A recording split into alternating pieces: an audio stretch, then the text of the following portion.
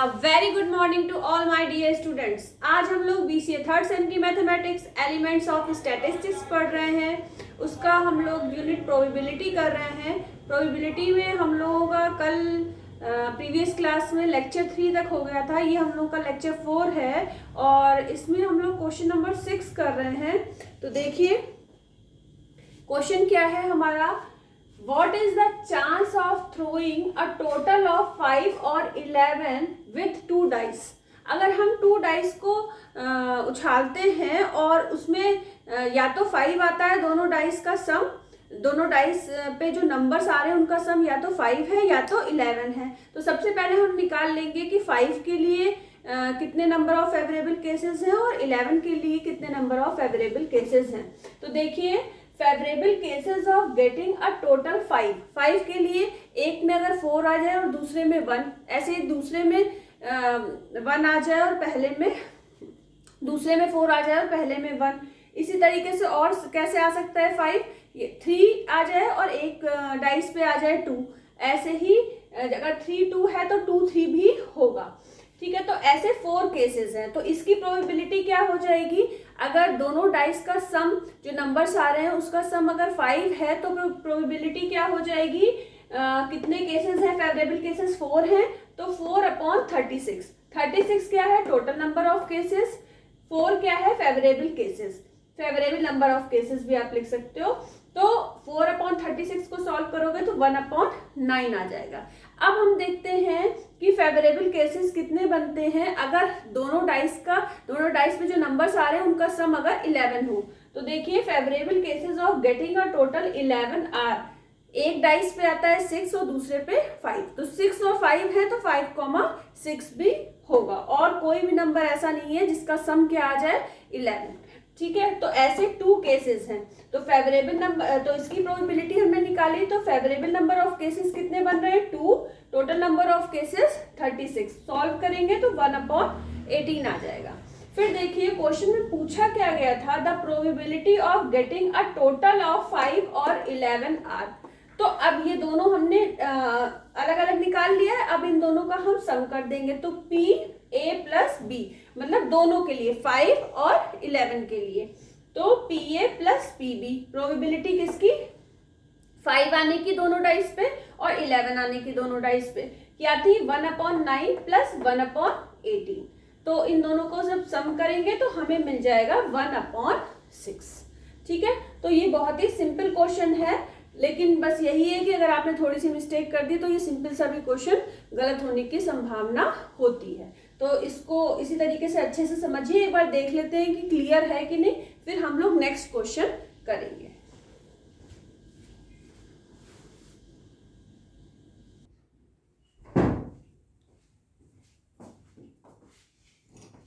अब देखिए हमारा क्वेश्चन नंबर 7 है, find the probability of throwing 10 exactly in 1 throw with 3 dice. अगर 3 डाइस को एक साथ थ्रो किया जाता है तो तीनों डाइस का पे जो नंबर आते हैं उसका सम 10 होना चाहिए। तो ऐसे कौन कौन से नंबर हो सकते हैं, तो ऐसे बहुत सारे नंबर होंगे, 27 फेवरेबल केसेस होंगे, लेकिन वो आप कैसे जानोगे। देखिए सबसे पहले favourable cases of getting a total of 10 are. तो अगर फर्स्ट वाले पे, अच्छा एक चीज आपको बता दें, जैसे आपको एक नंबर पता चल गया कि ये नंबर आएगा, जैसे फर्स्ट डाइस पे 6 आया, सेकंड पे 3 आया और थर्ड वाले पे 1 आया, तो 6, 3, 1। तो अब इस एक नंबर से कितने नंबर बन सकते हैं हम वो देख लेंगे, तो हमें वो वाले केसेस क्लियर हो जाएंगे।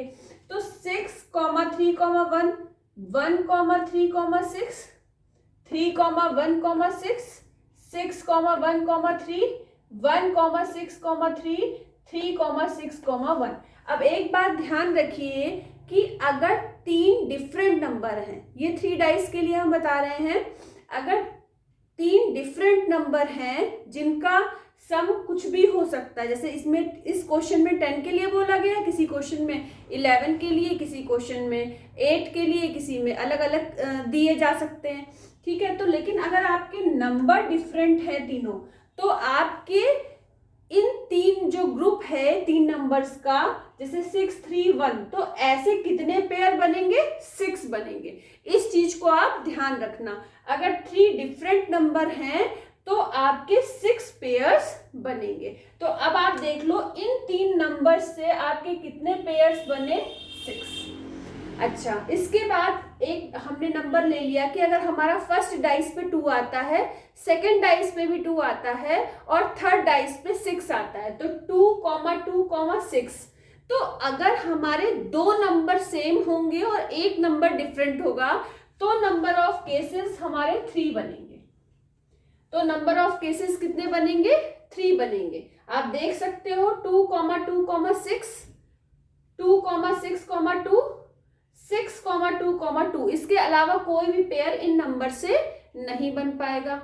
उसके बाद हमने एक और नंबर लिया, अगर फर्स्ट डाइस पे 1 आ जाए, सेकेंड डाइस पे 5 आ जाए और थर्ड डाइस पे 4 आ जाए, तो ये भी 3 डिफरेंट नंबर हैं, तो इसके भी 6 पेयर्स बनेंगे। ठीक है। अब उसके बाद देखिए फिर हमने एक नंबर लिया 2, 3, 5। इनका सम 10 होता है। एक डाइस पे 2 आया, एक डाइस पे 3 आया, एक डाइस पे 5 आया, तो ये 3 का पेयर बन गया और तीनों डिफरेंट नंबर हैं, तो इसके भी 6 पेयर्स बनेंगे। ठीक है। अब देखिए फिर हमने एक नंबर लिया कि अगर हमारा फर्स्ट डाइस पे 2 आता है, सेकंड पे 4 आता है और थर्ड वाले पे भी 4 आता है, तो इसका सम कितना हो गया? 10 हो गया। और 10 हो गया अगर इसका सम, तो इसको हम कितने, इसमें 2 नंबर सेम है, 4 4 और 2 डिफरेंट है, तो अगर 2 नंबर सेम है और तीसरा वाला डिफरेंट है तो नंबर ऑफ केसेस इसमें कितने बन जाएंगे? कितने नंबर ऑफ पेयर्स बन जाएंगे? 3। फिर हमारा ऐसे ही एक है 4 आता है फर्स्ट डाइस पे, सेकंड पे आता है 3 और थर्ड पे आता है 3, तो भी इसका सम हमारा 10 होता है। तो इसमें भी देखिए तो 2 नंबर है 3, ये सेम है और एक नंबर डिफरेंट है, तो इसके भी कितने पेयर बनेंगे? 3 बनेंगे। ठीक है। तो अब अगर हम टोटल पेयर्स को काउंट कर लें, 6 3 9, 9 में आप 6 ऐड करो, फिर 6 ऐड करो, फिर 3 ऐड करो और 3 ऐड करो, तो आपको 27 केसेस मिल जाएंगे। ये हमने आपको समझाने के लिए लिख दिया है, ये नहीं कि आप लोग एग्जाम में भी ऐसे ही लिख दोगे। ठीक है। ध्यान रखना कि अगर 3 डिफरेंट नंबर हैं एक पेयर में तो कितने केसेस बन जाएंगे उस 3 नंबर से? 6। तो ये चीज आपको याद रखनी है। अगर 3 का पेयर है जिसमें तो 2 नंबर सेम है और एक नंबर डिफरेंट है, तो कितने पेयर बनेंगे? 3 पेयर बनेंगे। तो इस तरीके से हमारी ये जो टोटल केसेस बने हैं ये 27 केसेस बने हैं। रिक्वायर्ड प्रोबेबिलिटी, प्रोबेबिलिटी का फॉर्मूला क्या होता है? Favourable number of cases upon total number of cases. Total number of cases को एग्जॉस्टिव केसेस भी बोलते हैं। तो टोटल नंबर ऑफ केसेस अगर 3 डाइस हैं तो 6 × 6 × 6 हो जाएगा, और फेवरेबल नंबर ऑफ केसेस हम 27 निकाल चुके हैं। दोनों को सॉल्व करेंगे तो 1/8 मिल जाएगा। तो ये वाला क्वेश्चन अच्छे से समझ में आया होगा। अब हम लोग एक नेक्स्ट और या लास्ट क्वेश्चन बोल रहे हैं कि लास्ट क्वेश्चन हम लोग इस टॉपिक से रिलेटेड करेंगे, डाइस से रिलेटेड। एक बार देख लेते हैं बोर्ड आप लोगों को क्लियर है कि नहीं।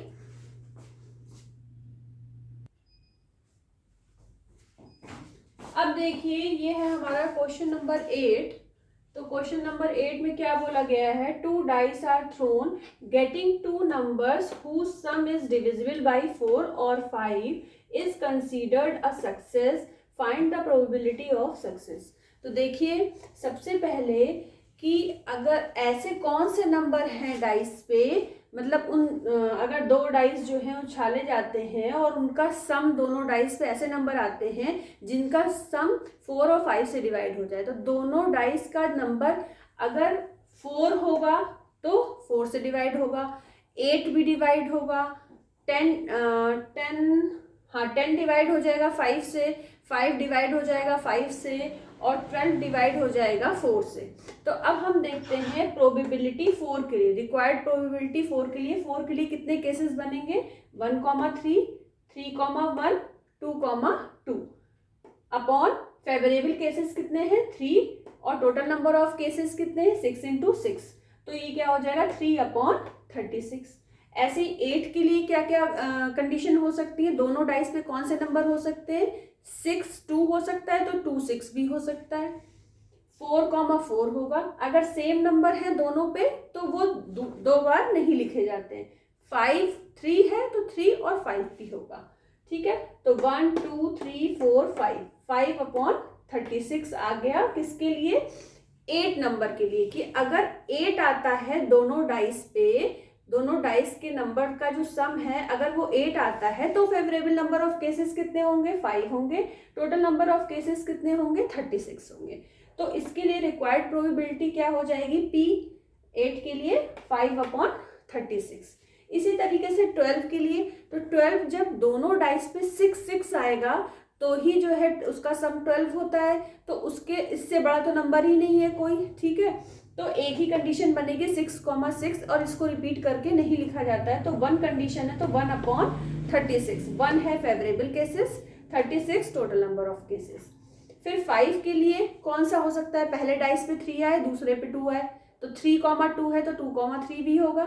ऐसे ही 4,1 है तो 1,4 भी होगा। तो 5 के लिए ये चारों केसेस होंगे, तो 4/36 हो जाएगा।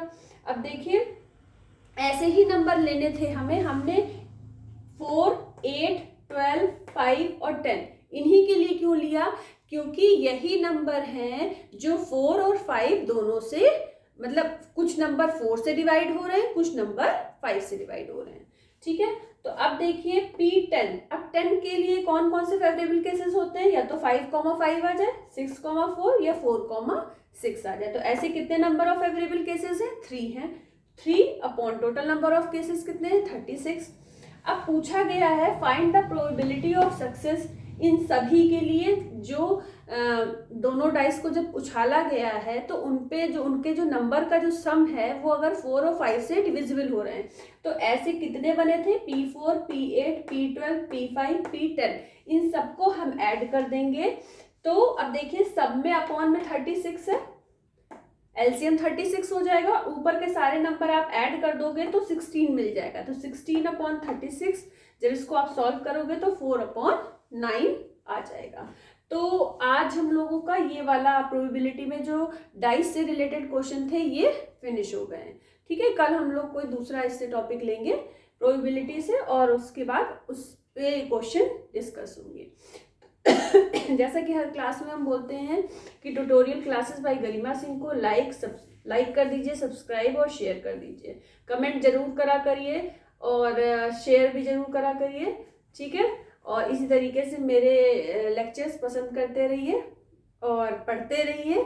एग्ज़ाम आपके होने वाले हैं तो अपनी तैयारी 100% आप रखें। Thank you.